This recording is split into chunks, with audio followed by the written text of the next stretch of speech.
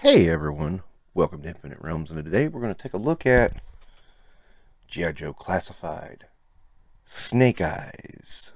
Snake Eyes.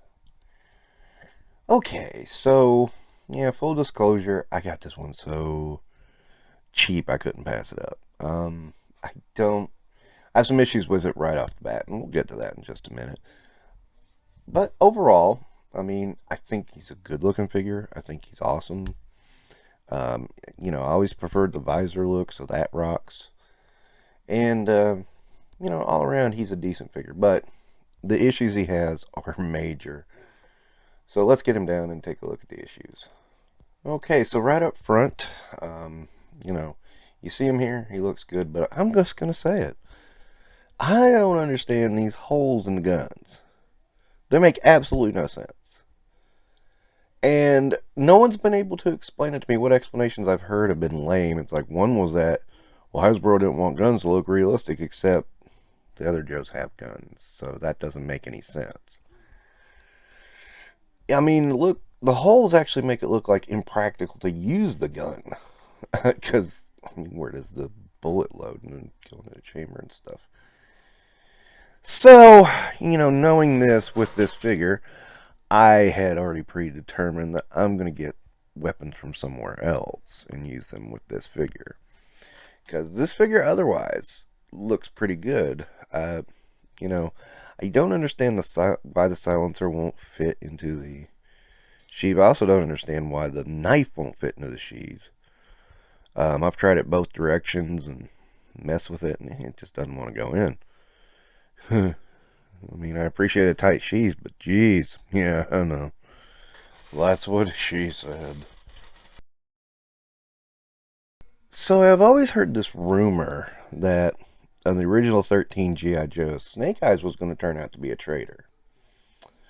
I've never really been able to find anything to prove or disprove that. It's weird. He does have a snake name, Snake Eyes, and the enemy is Cobra. So, it is a little odd. And he's the guy wearing all black, whereas all the other guys are wearing camo, wearing fatigues and camo and olive green.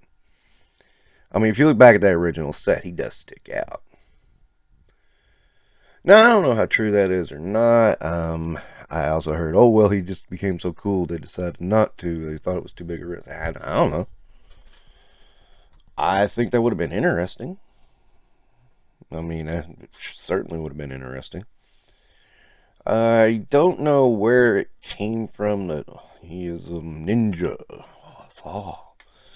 And, one thing I always hated was the way ninjas were done in G.I. Joe. They're honorable, and they come across as samurais, and ninjas don't do that. So, I had a small issue with that. I didn't hate the ninjas, it's just they got overplayed too. It was like, there was this point where the G.I. Joe comic turned into Snake Eyes! Featuring G.I. Joe. I didn't mind them as a sideshow. I didn't like them as the main course. And, I think the failure of that Snake Eyes movies might prove my point. And it's not a terrible movie, but it's not a good movie. I need to do that review. I do like this figure. It's a decent figure. It poses well. And, again, a lot of people love the dynamic between Storm Shadow and Snake Eyes. Like I said in my Storm Shadow review, I kind of was lean more towards Spirit versus Snake Eyes. But, you can pick whatever in your G.I. Joe world. It's fine. Because, despite the fact that some people try to tell you it's not, G.I. Joe's a pretty malleable universe. Look at the cartoon versus the comic. They are two different entities with two different identities, and they work on their own merits. And I know some people are going to say, no, the cartoon doesn't work, it's for kids. I'm like, shut up, man. Of course it's for kids, but it's fun at the same time. It's half-hour commercials. Well, it's not half-hour commercials, but yeah, there's some good, There is some commercialization going on, but it's not exactly a half-hour commercial. It is entertaining, and yeah, it's trying to sell you toys, but it's trying to make you like the characters, and that's what it does. And you like the characters, you want to go buy the characters and own them, and that's where we're at now. I always did kind of scratch my head at that argument, But hey, my thing with classified though is I still think of GI Joe as primarily a vehicle line, and I was always about the vehicles. I mean, the characters needed to be cool so they could drive the vehicles, but GI Joe had some of the more fun vehicles of any toy line ever, and I doubt it'll ever be repeated. I don't think you could ever do that again. Maybe, but I doubt it. And I know a lot of criticism gets lobbed on these early ones in the line because they were based off of a video game and it had sci-fi elements. And I freely admit, I was not a huge fan of that stupid gun that Roadblock kept hauling around. But it also isn't bad either. I mean, I do like the Snake Eyes in this set. I've looked over Scarlet. I don't like her. I don't like Duke either. But I don't like Scarlet and Duke anyway, so they can stay over there. I probably would never buy them. I'll be perfectly honest about that. I just, those are not the characters I gravitated towards. I did like Snake Eyes. I treated him more commando-ish, but I did like what is supposed to be the ninja look better. So, and I always attributed the sword. Hey, you're a commando. You got to use silent weapons, and you're going to need something that can have some reach.